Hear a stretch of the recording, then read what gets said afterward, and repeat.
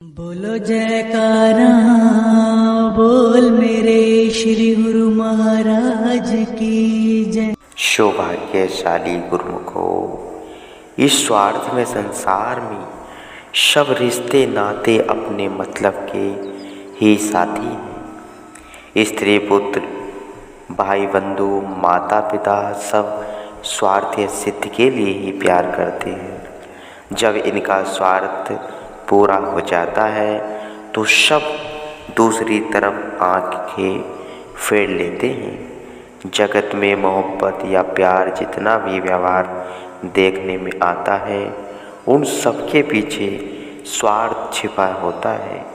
जब तक मनुष्य का स्वास्थ्य ठीक है और धन दौलत इसके पास है, तब तक अपने स्वार्थ हेतु सब संबंधी व परिचित जन उसके आगे पीछे कठपुतली की न्याय फिरते हैं। मगर जब वे सब अधिकार उसके हाथ से निकल जाते हैं तो वे संबंधी अथवा अभिन्न मित्र नज़दीक भी नहीं भटकते तथा यहाँ तक कि सहानुभूति के बदले रुखाई का व्यवहार करते हैं। इस प्रकार की स्वार्थपरता को देखकर संत महात्मा जनों ने ऊंची आवाज में जनसाधारण को समझाते हुए ये पंक्तियाँ उच्चारण की। अलगरज दुनिया में सब मतलब परस्त, कश नमे वीना एनम की ओ अब मतलब अस्ते।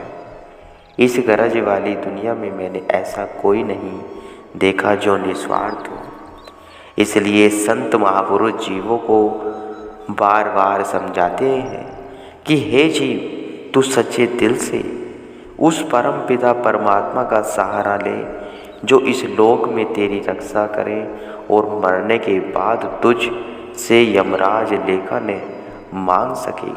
श्री गुरु महाराज जी भक्तों पर हर समय कृपा फरमाते हैं, हर बार हर समय बख्शीश करते हैं, पर गुरुमुख नहीं जानता। ऐसे सज्जन समय के संत सद्गुरु हुआ करते हैं। नीचे लिखे दृष्टांत में यह दर्शाया गया है कि एक गुरु भक्त बालक ने माता पिता व राजा की स्वार्थपरता को देखकर सच्चे हृदय से अपने इष्टदेव का सहारा लिया। तब उन्होंने भी अपने सेवक की गुप्त रूप से रक्षा की, जिससे वह मृत्यु से बचकर राज्य अधिकारी बन गया। कोई एक राजा कई राज्यों का अधिपति था।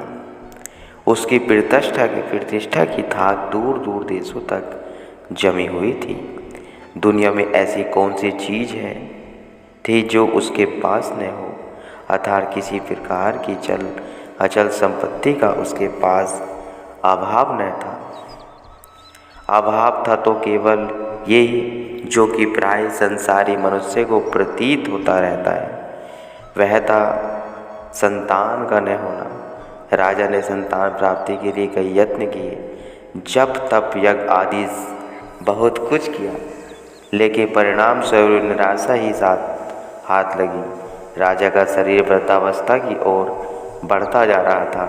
तब उसकी आंखों के आगे अंधेरा सा छाने लगा। मेरी मृत्यु हो जाने के पश्चात इतने राज्यों का अधिकारी कौन होगा? इसलिए उसने पुनः कुछ एक विख्यात ज्योतिषियों को बुलाया और उनसे कहा कि हमने अपनी तरफ से संतान प्राप्ति के लिए बहुत प्रयास किए, परंतु सफलता फिर भी प्राप्त न हुई। अस्तु अब आप ऐसा उपाय बताओ जिससे यह मेरी सुनी गोद और महल खुशियों से भर जाए। अपने इस विस्तारित राज्य के उत्तराधिकारी को पाकर मुझे हार्दिक संतुष्टि हो सके। राजा का यह प्रस्ताव सुनकर उन ज्योतिषों ने कहा, महाराज, आप हमें इस विषय पर विचार करने के लिए कुछ अवकाश प्रदान कीजिए। तब राजा ने कहा, अवश्य आप जितना चाहे अवकाश ले लें। 2-4 दिन परस्पर विचार विमर्श करके सब ज्योतिषों दरबार में आए और आशुनिवित शब्दों से धैर्य बांधते हुए राजा साहिब से कहने लगे, महाराज आप चिंता न करें, हमें एक उपाय सूझा है। वो यह है कि देवी के समक्ष किसी नौजवान लड़के की बलि चढ़ावे। हमें पूर्णतः विश्वास है कि ऐसा करने से आपको हार्दिक प्रसन्नता होगी तथा आपका निरग आंगन बालक की मोह किलकारियों से शीघ्र ही चहक उठेगा, क्योंकि मनुष्य मात्र का जीवन आशा की खूंटी पर टंगा हुआ है। जो निराश राजा ने सोचा, कदाचित ऐसा करने से मेरे चिर अभिलाषा पूर्णता को प्राप्त हो जाए। ऐसा सोच राजा ने उसी समय प्रधान मंत्री को यह आदेश दिया कि मंत्री जी, आप एक नवयुवक को शीघ्र अतिशीघ्र ढूंढ लाओ। जो भी माता पिता बलि हेतु अपना लड़का दे देवे तो फिर तुम उन्हें हमारी तरफ से काफ़ी मात्रा में धन राशि मंत्री के हाथ में देते हुए यह पुरस्कार रूप में दे देना। राजा का आदेश पाकर कुछ कर्मचारी वह मंत्री युवक की खोज में निकल पड़े। काफ़ी देर तक खोज करने के उपरांत भी उन्हें सफलता प्राप्त न हुई। मोह ममता के बंधन में जकड़े होने से कौन अपने जिगर के टुकड़े को नाहिक बलि देते हो देता है। लेकिन फिर भी उन्होंने साहस नहीं छोड़ा, निरंतर खोज करते ही रहे। अंत में उन्हें नगर से बाहर कुछ दूरी पर एक टूटा फूटा मकान दिखाई दिया। वे उसमें प्रविष्ट हुए। क्या देखा, मानो समूची दरिद्रता का यही निवास स्थान हो। उनके घर की स्थिति को देखने से ऐसा प्रतीत होता था कि जैसे उनके घर कई दिन तबाह भी गर्म न होता हो। अधेड़ आयु के स्त्री पुरुष और निकट ही उनके नौजवान लड़का बैठा हुआ था।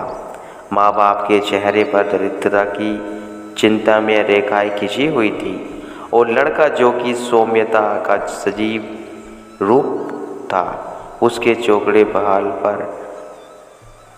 पर से धैर्य, भक्ति वह सौजन्यता की किरणें फूटती हुई स्पष्ट दिख रही थी।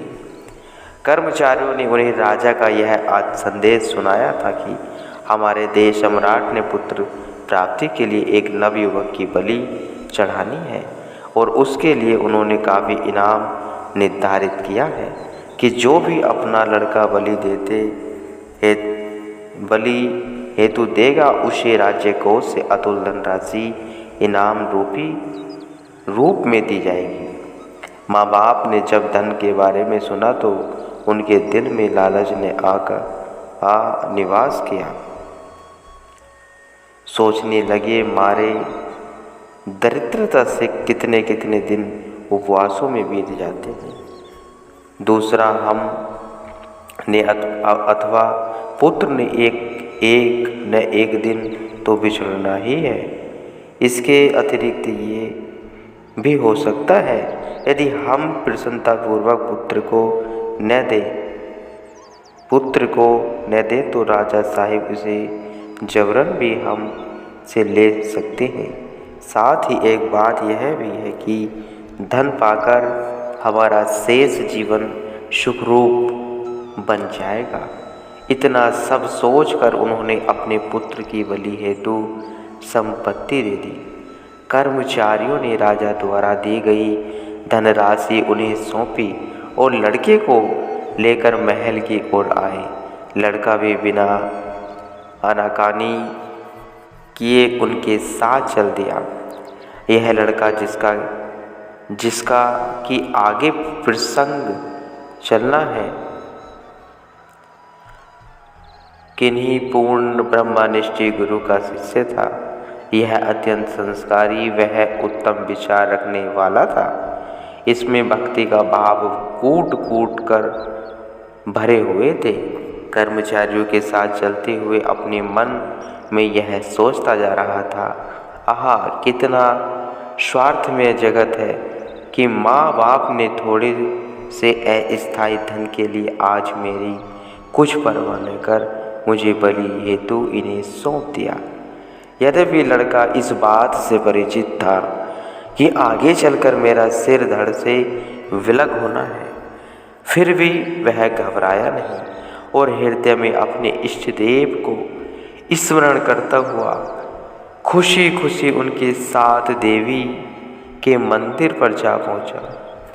नवयुवक के आने का संदेश राज दरबार में पहुंचाया गया। यह बात नगर भर में फैल गई और काफ़ी संख्या में अन्य लोग भी वहां एकत्र हो गए। इधर मंदिर के बाहर एक चबूतरे पर वह युवक शांत चित्त और भगवत स्मरण में लीन बैठा। वध करने वाले जल्लादों ने लड़के की यह विचित्र दशा देखी तो उन्होंने लड़के से पूछा, क्या तुझे मौत का भय नहीं? क्योंकि अन्य जो वहाँ बलि के लिए लाए जाते हैं वे मृत्यु से प्राप्त होने वाले दुखों को याद कर रोते और चिल्लाते हैं, परंतु तू तो दुखी होने की अपेक्षा प्रसन्न बदन है। बता तेरी अंतिम इच्छा क्या है ताकि उसे पूरा किया जाए। लेकिन लड़का तो अपनी दिव्य मस्ती में लीन था। उनके बार बार पूछने पर भी यह कुछ न बोला। लड़के के द्वारा कोई प्रति उत्तर न देने पर दर्शकों ने अपने मन में यह विचार अनुमान लगाया कि संभव है कि यह लड़का बहरा और गूंगा हो। इतने में राजा साहिब भी अपने मंत्रियों के साथ आ पहुँचे। जल्लादों ने उसके विषय में विचित्र बात सुनकर राजा ने स्वयं लड़के से पूछा कि बता तेरी अंतिम इच्छा क्या है, हम उसे इसी समय पूरा करेंगे, इसमें विलंब न लगे, क्योंकि तेरे जीवन का टिमटिमाता चिराग अभी बुझने ही वाला है। लड़के की ओर से अब भी वही मूक उत्तर ही मिला। तब राजा साहिब ने पुनः पूछा, क्या तूने मृत्यु से भयभीत होकर मौन धारण किया हुआ है, अर्थात तू बोल ही नहीं सकता? इस पर भी लड़का चुप ही रहा और मूक अवस्था में ही उसने मिट्टी के 3 ढेरियाँ बनाई। पुनः 2 ढेरिया को तो तोड़ दिया तथा एक ढेरी जो की तो बनी रही। कुछ क्षणोपरांत राजा ने तीसरी बार बलपूर्वक उसका कंधा हिलाते हुए कहा, तूने हमारी बात का उत्तर न देकर बार बार 3 ढेरियों को बनाया, जिसमें 2 को तोड़ दिया और तीसरी को न तोड़ा। इसमें क्या रहस्य है, हमें बता। तब लड़का कहने लगा, महाराज आप मेरी बात ध्यान देकर सुनिए। इन ढेरियों को बनाने वह गिराने में भी एक गंभीर रहस्य निहित है। इतना कहकर वह फिर चुप हो गया। रहस्य निहित की बात सुनकर राजा को जिज्ञासा हो आई। उन्होंने बालक से कहा, तू हमें सत्य सत्य बात बता।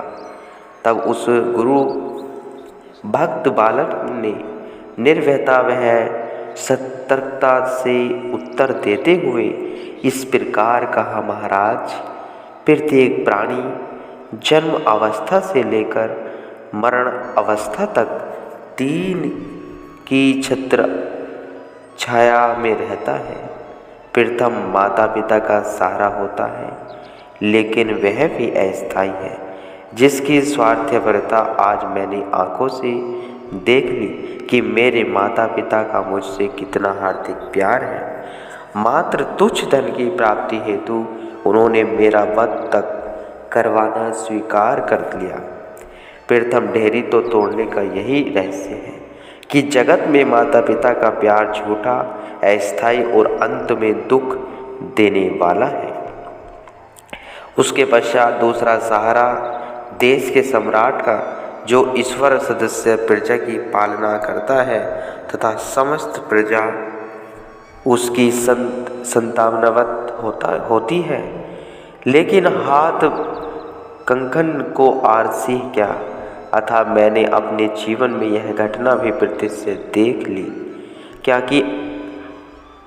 कि आपने अपनी तनिक भी खुशी की प्राप्ति के लिए एक निरपराध बालक की बलि देने तक स्वीकार कर ली। दूसरी डेयरी मिटाने का यही विशेष प्रयोजन है। प्रजा के जनक पिता होते हुए भी आपने अपने स्वार्थ को ही देखा। इस नाते राजा का सहारा भी झूठा ही सिद्ध हुआ। इतना कहकर बालक चुप हो गया। बालक की इन ज्ञान भरी बातों को सुनकर राजा साहिब के अंत स्थल पर गहरा प्रभाव पड़ा। गुरुमुखो, तब राजा ने उससे कहा, तुम मुझसे तीसरी डेयरी के न तोड़ने का कारण बताओ, क्योंकि तुम साधारण बुद्धि वाले नहीं, अपितु प्रखर प्रतिभा रखने वाले सज्जन प्रतीत होते हो। यह सुनकर उस नवयुवक ने इन निम्नलिखित पंक्तियों को उच्चारण कर तीसरी डेयरी के न तोड़ने का रहस्य प्रकट करते हुए कहा, वे वफा उकरवा इनसे नहीं होगी वफा, हे हकीकी मेहरबान कोई नहीं तेरे सिवा। महाराज मेरी तीसरी डेयरी को न तोड़ने का कारण यह है कि इस संसार में जहाँ माता पिता बंधु बांधवों तथा देश के सम्राट तक का सहारा अस्थिर है, तो इसके दूसरे पहलू में स्वयं वही पार ब्रह्म परमेश्वर संत रूप में समय अनुसार इसी अवनी पर अवतरित होते हैं। उन्हीं की छत्र छाया अचल वह शाश्वत होती है। मेरे भी अहोभाग्य है कि मैंने ऐसे पूर्ण महापुरुषों की चरण शरण ग्रहण की हुई है। इसी कारण मुझे यहाँ किसी प्रकार का वह प्रतीत नहीं हो रहा, क्योंकि मेरे सिर पर तो पूर्ण सद्गुरु का हाथ है। वह मेरे इस लोक में भी सहायक है और परलोक भी। इसी कारण मैंने अपने जीवन के सच्चे साथी का सहारा जानकर इस तीसरी डेयरी को नहीं मिटाया। ऐसे संत सद्गुरु की शरणगति पाकर जीव सुख रूप को उज्ज्वल मुख रहता है, अतः उसे इस लोक में भी किसी प्रकार की व्याधियां नहीं सताती और मृत्यु के बाद भी वह मालिक के निज धाम में निवास पाता है। अतएव महाराज, अब आप ही बताइए कि मैं ऐसे समय में फिर क्या भय क्यों खाऊं, जबकि मेरे सिर पर पूरे सतगुरु का हाथ है और नाम अखिल अदपुंज नसावन है कि उक्ति का समर्थन करने वाला उनका पवित्र नाम भी मेरे साथ है। मरने से तो वे जन भयभीत होते हैं जिनका कोई सहारा नहीं। जैसे श्री कबीर साहिब जी की वाणी से स्पष्ट होता है, जिस मरने से जग डरे मेरे मन आनंद, कब मरियो अब कब पाइयो पूर्ण परमानंद। युवक के मुख से सारा युक्त बातें सुनकर राजा के हृदय दर्पण से मोह माया आच्छादित मल विक्षेप आवरण उड़ गया तथा प्रजाजन भी गदगद कंठ से बालक की प्रशंसा करने लगे। राजा साहिब ने मन में विचार किया, इस गरीब बालक के यदि मैं प्राण हर भी लूँ तो हो सकता है मुझे संतान की प्राप्ति न हो और व्यर्थ ही इस भक्त बालक की आत्मा हत्या का पाप भी लगे। ऐसा विचार कर उन्होंने जल्लादों और मंत्रियों को इसकी बलि देने से मना कर दिया, क्योंकि अब इस बुद्धिमान लड़के को पाकर राजा की संतान प्राप्ति की इच्छा समाप्त हो चुकी थी तथा इसके उच्च स्तर की बातों को सुनकर राजा को वैराग्य हो चुका था। तदुपरांत इससे गुरु भक्ति बालक को सादर राजमहल में लिवा लाए। तब राजा ने इसे अपना पुत्र बना दिया।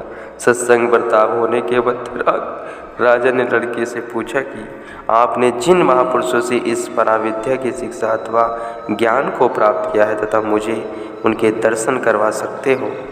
तब बालक ने कहा, अवश्य। इसके पश्चात वह गुरु भक्ति बालक राजा साहिब को अपने गुरुदेव के आश्रम पर ले गया। गुरुदेव ने राजा साहिब को अधिकारी जानकर नाम की दीक्षा दी। गुरु भक्ति बालक की पावन संगति से अब राजा भी सदगुरु का पूर्ण सेवक बन गया। अब राजा की समस्त वृत्तियां सांसारिक इच्छाओं की ओर से हटकर मालिक के कुल के चरणों में जुड़ गई थी तथा उनका मन राज्य के कार्य व्यवहारों में अब विशेष रूप से न लगता था। अंत उसे गुरु भक्ति बालक को अपने विस्तार राज्य का उत्तराधिकारी बनाकर स्वयं राजा शाही भजन अभ्यास हेतु वन में चले गए गुरुमुखो।